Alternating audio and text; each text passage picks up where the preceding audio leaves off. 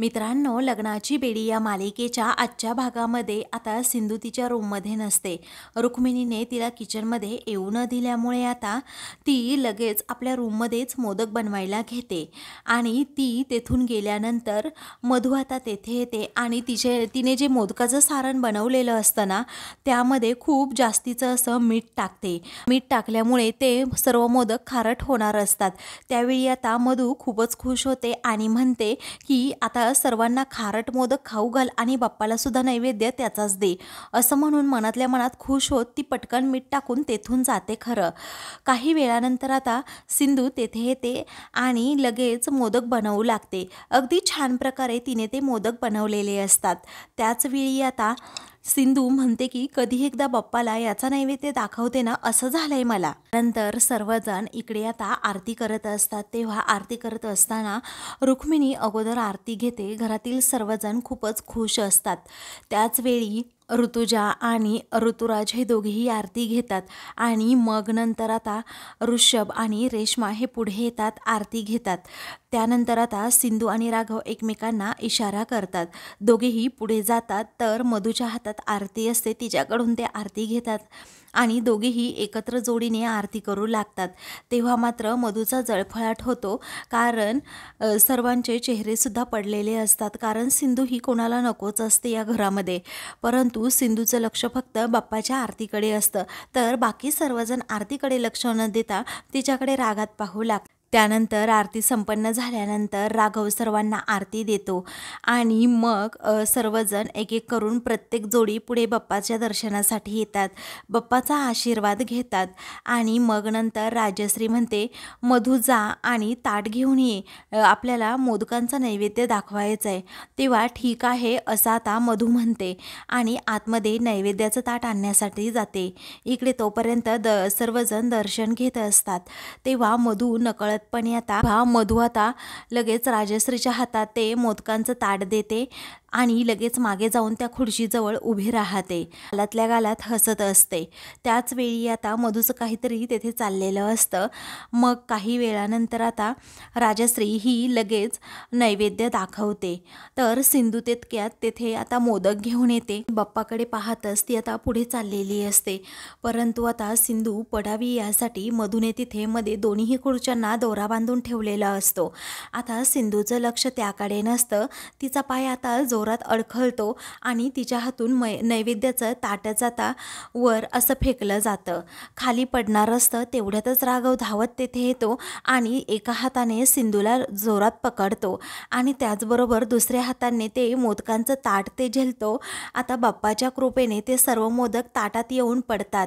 मग आता राघव आणि सिंधू त्याकडे पाहतच राहतात, दोघेही खूप वेळ एकमेकांकडे पाहत असतात। सर्व मोदक आता तिच्या ताटामध्ये असतात। त्यावेळी आता हे पाहताच घरातील सर्वांना आश्चर्याचा धक्का बसतो आणि मधूचा मात्र हा प्लॅन फेल होतो, तिचा जळफळाट होऊ लागतो। राघव आणि सिंधू दोघेही एकमेकांकडे खूप वेळ पाहतच राहतात। तर आता सर्वजण रागातच त्या दोघांकडे पाहत असतात। तेव्हा राजश्री जरा रागातच म्हणते, राघव तुझं हे काय चाललंय? तेव्हा राघव आणि सिंधू एकमेकांना सावरतात आणि पुढे येतात। तेव्हा आता सिंधू नैवेद्य दाखवणार असते, तेवढ्यातच आता रुक्मिणी म्हणते, थांब, काय ग राजश्री, तू हिला मोदक बनवायला सांगितले होते का? तेव्हा राजश्री म्हणते, हे कसं शक्य आहे वहिनी? अहो, मी हिला कधी मोदक बनवायला सांगेल का? हिला नुसती पुढे पुढे करायची सवय लागलेली असते। तुम्हाला तर माहीतच आहे ना किती ती सारखं सारखं आपलं पुढे करत असते, आगाऊपणा करायची तिला सवयच लागली आहे। तेव्हा ऋषभला आता खूप वाईट वाटतं, त्यामुळे तो म्हणतो, काकू अगं तिने नैवेद्य बनवले आहेत ना, मग दाखवू दे ना प्लीज। तेव्हा राजश्री म्हणते, ते कधीही शक्य नाही, मी हिला बाप्पाजवळ येऊ देणार नाही, उगीच अपशकून नको। तेव्हा तिचा या घराशी काहीही संबंध नाहीये, त्यामुळे तिने अजिबात इकडे पुढे यायचं नाही, असं राजश्री म्हणते। आता सिंधूला खूप वाईट वाटतं आणि राघवला देखील। तेव्हा आता राघव हा कृष्णाला म्हणतो, कृष्णा थोडं शांत राहा, असं म्हणून तो आता राजश्रीला देखील म्हणतो, आई हे बाप्पाचे मोदक आहेत आणि तिने खूप मनोभावे केले आहेत. ते जशी आपली बाप्पावर श्रद्धा आहे ना, तशीच तिची सुद्धा खूप श्रद्धा आहे, त्यामुळे आपण तो तिला मान द्यायला हवा. त्यावेळी आता राजश्रीचा देखील नाईलाज होतो, कारण राघवने तिच्यासाठी पूर्णपणे पुढाकार घेतलेला असतो. तेव्हा आता राघव हा लगेच म्हणतो की कृष्णा ताट दे, असं म्हणून तो आता मोदकांचं ताट घेतो आणि बाप्पासमोर लगेच त्याचा नैवेद्य दाखवतो. आता सिंधूचा देखील बाप्पाला नैवेद्य राघव देतो, त्यामुळे आता सिंधू आणि राघव खूपच खुश होतात. बाकी सर्वजण काही बोलत नाही, कारण राघवने हा स्वतः डिसिजन घेतलेला असतो. नंतर आता सर्वजण जेवायला बसणार असतात.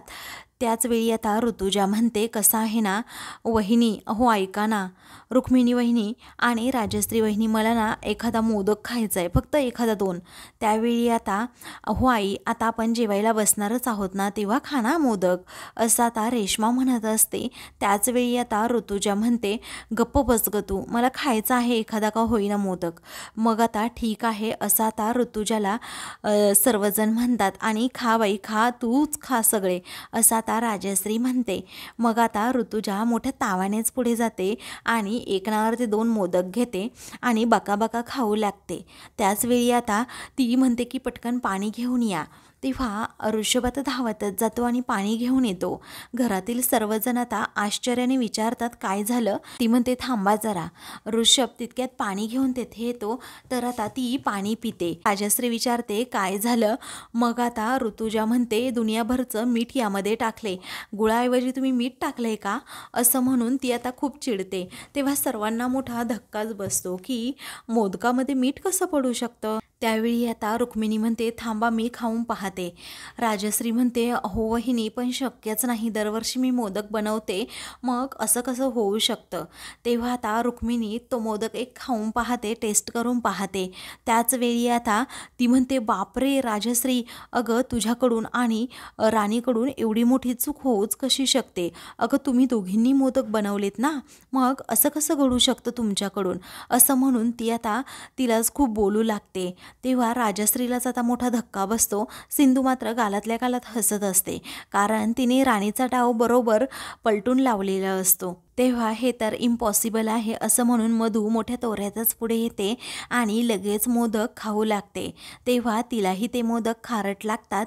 त्यावेळी राघव सिंधू मात्र एकमेकांकडे पाहून हसत असतात. तेव्हा ती आता मनातल्या मनात विचार करत असते, मी तर, असं म्हणून तिला आता तिने केलेल्या कृत्याची जाणीव होते की आपण चुकीचं काहीतरी केलंय, म्हणून ती आता सिंधूकडे पाहते. तेव्हा सिंधू मात्र हसत असते, मनातल्या मनात म्हणते की तुझा खेळ मी खल्लास केलाय, आता मी पहिली सिंधू राहिलेली नाहीये मधू. आता तिला आठवतं की कशा प्रकारे मी मधूचा डाव तिच्यावरच पलटवला, कारण जेव्हा मला समजलं की तिने माझ्या सारणामध्ये खूप जास्तीचं मीठ टाकलं आहे, तेव्हा मी त्या सारणांची बरोबर किचनमध्ये जाऊन अदलाबदली केली. आता हे सगळं आठवत असताना ती मात्र हसत असते, तर मधूचा मात्र जळफळाट होऊ लागतो.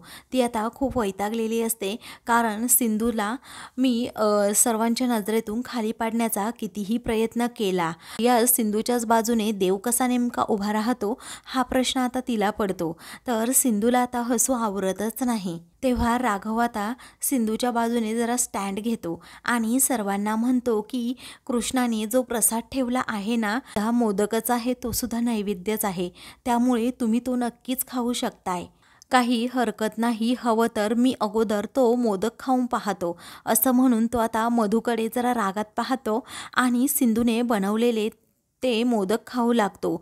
तेव्हा आता सर्वजण त्याच्याकडे पाहत असतात. तेव्हा आता सिंधू ही राघवकडे पाहतच राहते. आता ऋतुराज विचारतो, कसे आहेत मोदक, सांगणारे पटकन राघव.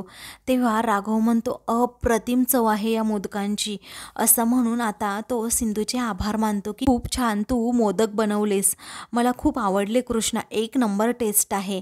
तेव्हा हे पाहताच आता सर्वजण आश्चर्याने राघवकडे पाहू लागतात. ते आता ऋतुराज आणि आणि ऋतुजाच्या तोंडाला आता ते मोदक पाहून पाणी सुटतं. त्या दोघांनाही ते मोदक हवे असतात, परंतु मागायचे कसे हा प्रश्न त्या दोघांनाही पडतो. पण कसा बसा आता ऋतुराज पुढे जातो आणि एक मोदक घेऊ लागतो. तेव्हा ऋतुजा आता उत्साहातच म्हणते, माझ्यासाठी पण घ्या, अहो माझ्यासाठी पण घ्या.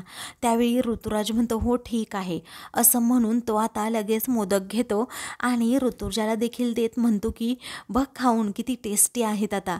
मग आता ते दोघेही ते मोदक खाऊ लागतात आणि त्या दोघांनाही त्या मोदकांची चव अप्रतिम लागते. त्यामुळे ते दोघेही खूप कौतुक करू लागतात.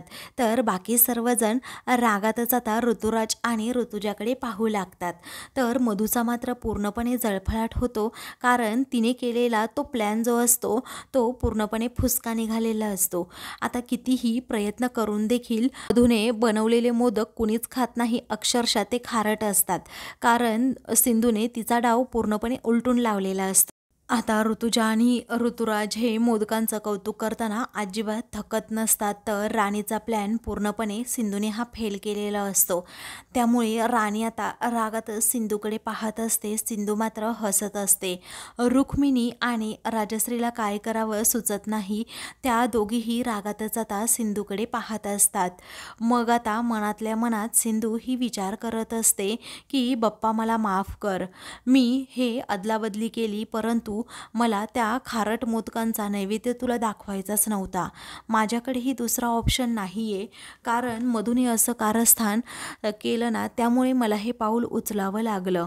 आणि सारखी सारखी मधु ही असं करते ना, त्यामुळे मलाही असंच करावं लागते, असं म्हणून आता ती बाप्पाची माफी मागते. तर आता दुसऱ्या दिवशी राघव हा अजूनही गोड झोपेत असतो.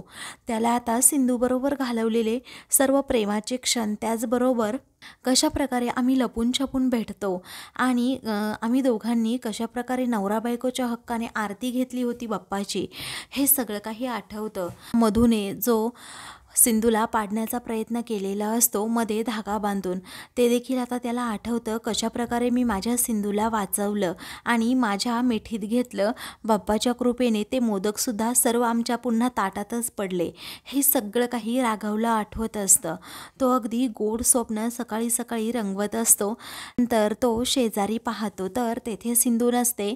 तो उठतो तर समोर सिंधू असते. ती आता आरशासमोर तयार होत असते. तेव्हा राघव पटकन आता तेथे जातो आणि तिला मिठी मारतो. तेव्हा सिंधू मात्र काही बोलत नसते. तेव्हा तो आता गुड मॉर्निंग असं तिला म्हणतो. त्यावेळी आता सिंधू अजूनही गुड मॉर्निंग वगैरे त्याला काहीच बोलत नाही, त्याला उत्तर देत नाही. राघव म्हणतो, मला ना सिंधू खूप छान वाटते. इथून पुढची आयुष्यातील माझ्या सकाळ फक्त तुझ्याबरोबर व्हावी आणि तुला मिठी मारून व्हावी असं मला वाटतं. आणि मी यामुळे खूप हॅप्पी आहे सिंधू, कारण तुला सांगू का, जरीही जगासाठी तू कृष्ण असलीस ना, तरीही माझ्यासाठी तू माझी बायको आहेस, माझी प्रिय पत्नी आहेस, माझी सिंधू आहेस. आणि तुला अशी लपून छपून भेटण्यामध्ये मला ना खूप मज्जा वाटते. लपून छपून भेटण्यामध्ये जे काही प्रेम असतं ना, ते दुसरं कशातच नसतं. मला याची जाणीव आत्ता होतीये. म्हणजे ना कॉलेजचे दिवस मला सगळे आठवतात अगं सिंधू. जेव्हा कॉलेजमध्ये नवीन प्रेम असतं ना आणि आपण आपल्या घरच्यांपासून, मैत्रिणींपासून, मित्रांपासून जसं लपून छपून भेटतो आणि त्या ज्या फिलिंग्स असतात ना त्या खूप काही वेगळ्याच असतात. आणि आत्ता ज्या फिलिंग्स आहेत ना त्या सेम तशाच आहेत. राघव एवढं बोलतो तरीही सिंधू काहीच बोलत नसते. तेव्हा राघव आता आरशामध्ये पाहतो तर सिंधूचा चेहरा पूर्णपणे पडलेला असतो. म्हणूनच तो आता विचारतो, काय झालं तुला सिंधू? तेव्हा सिंधू आता काहीही बोलत नसते. तेव्हा तिचा चेहरा असा पडलेला पाहून राघव बोलतो, अगं बोल ना सिंधू, काय झालं तुला? तू एवढी टेन्शनमध्ये का आहेस? तेव्हा तो आता तिला बेडवर बसायला सांगतो आणि काय झालं असं पुन्हा पुन्हा विचारतो. आता ती म्हणते, मला विनू आणि सावीची खूप आठवण येते. त्यावेळी राघव म्हणतो, एवढंच ना सिंधू, अगं मग तू त्यांना कधीही भेटू शकतेस. त्यावेळी आता सिंधू रडतच म्हणते, नाही राघव, अहो विनूजवळ मी जर गेले ना तर तो खूप चिडतो, कारण त्याला असं वाटतं की मी कृष्णाच आहे आणि मी कृष्ण आहे म्हटल्यावर तो माझ्याजवळ येण्यासाठी सुद्धा नकार देतो. कारण कृष्णाबद्दलच्या त्याचा राग मी मनामध्ये पाहिलेला आहे की माझा तो किती तिरस्कार करतो, मला सिंधू म्हणून तो ॲक्सेप्ट नाही करत आहे. आणि माझ्या सावीचं म्हणाल तर सावी अजूनही ग्लानीत आहे राघव. कसं मी तिला सांभाळू, कशी मी तिला उठवू, तुम्हीच सांगा बरं. कधी ती माझ्याबरोबर बोलणार, आम्ही दोघी मायलेकी म्हणून कधी हक्काने जवळ येणार, तुम्ही सांगा. अहो राघव, मला तिची पूर्णपणे काळजी घ्यायची येऊ, पण मी काय करू ना कळतच नाही. पण कुणीही या घरातलं मला तिच्याजवळ जाऊच देत नाही आहे. दोन्हीही लेकरं माझ्यापासून आज तुटली आहेत, मी त्यांना कसं जवळ आणू ना कळत नाही आहे. मी तुमची सिंधू झाले खरी, परंतु माझ्या मुलांची आई मी कधी होणार राघव, सांगा ना तुम्ही. तेव्हा तिला आता आठवतं की जेव्हा मी माझ्या सावीजवळ गेले होते तेव्हा राजश्रीने बजावून सांगितलं की अजिबात माझ्या सावीवर हक्क दाखवण्याचा प्रयत्न करायचा नाही. ती माझ्या राघव आणि सिंधूची मुलगी आहे. तिच्या जरी जवळ जाण्याचा तू प्रयत्न केला ना तरीही माझ्या एवढं वाईट कोणीही नसेल. हे सगळं काही तिला आता राजश्रीचं बोलणं आठवत असतं आणि ते बोलणं आठवूनच आता सिंधूला खूप रडू येत असतं. तेव्हा राघव आता सिंधूकडे मोबाईल देतो आणि म्हणतो, हे बघ, मोबाईलमध्ये बघ तू मुलांना, कारण अगं मी सिक्युरिटीसाठी दोन्हीही मुलांच्या बेडरूममध्ये CCTV कॅमेरे लावून ठेवले आहेत. त्यावेळी आता सिंधू मुलांकडे पाहतच राहते आणि मोबाईलवरूनच हात फिरवते. नंतर ती राघवकडे पाहते आणि रडतच म्हणते, पण राघव, अहो माझी सावी माझ्या अगदी जवळ असूनही मला तिला भेटता येत नाही. असं किती दिवस चालणार तुम्हीच सांगा मला. तेव्हा राघवला आता सिंधूबद्दल खूप वाईट वाटतं की एक आई आपल्या लेकरांपासून नाही दूर राहू शकत. सिंधूने एवढी वर्षे हे सहन केलं आहे, परंतु आता आपल्याला काहीतरी स्टँड घेण्याची गरज आहे, असं राघव आता मनातल्या मनात विचार करत असतो. तर आता मित्रांनो, पुढील भागामध्ये सिंधू ही आता लगेच बेडरूममध्ये जाते. तेथे गेल्यानंतर सावीच्या केसांमधून ती हात फिरवते आणि रडतच म्हणत असते की सावी बाळा, बघ ना, तुझी आई आली आहे तुला भेटायला. अगं उठ ना बाळा, तुला डॉक्टरांची ट्रीटमेंट सुरू आहे तरीही तू का अजून शुद्धीवर येत नाही. मग आता ती तेथे गेलेली असताना मधू तितक्यात तेथे येते आणि म्हणते की सावीने कधीच आयुष्यात डोळे उघडले नाही. तर आता असं म्हटल्याबरोबरच सिंधूच्या तळपायाची आग आता मस्तकात जाते. सावीजवळ असणारा टेडी ती हातात घेते आणि सिंधूला लगेच हातानेच बाजूला करत तिचा गळाच दाबायला निघते आणि म्हणते, हे बघ, माझ्या सावीला जर कुणी काही केलं ना तर मी सोडणार नाही. सावीचे डोळे बंद करणाऱ्याचा गळा मी असाच दाबून टाकेल आणि त्या समोरच्या लोकांचे डोळे कधी बंद होतील ना हे कळणार सुद्धा नाही, समजलं. असं म्हणून सिंधू आता तिचा चांगलाच हिसका दाखवते. आपल्या लाडक्या लेकीसाठी तिने रौद्ररूप धारण केलेलं असतं आणि चांगलीच मधूला अद्दल घडवलेली असते. तर आता मित्रांनो, अशाच मालिकेंचे पुढील भाग पाहण्यासाठी चॅनलला सबस्क्राईब करा.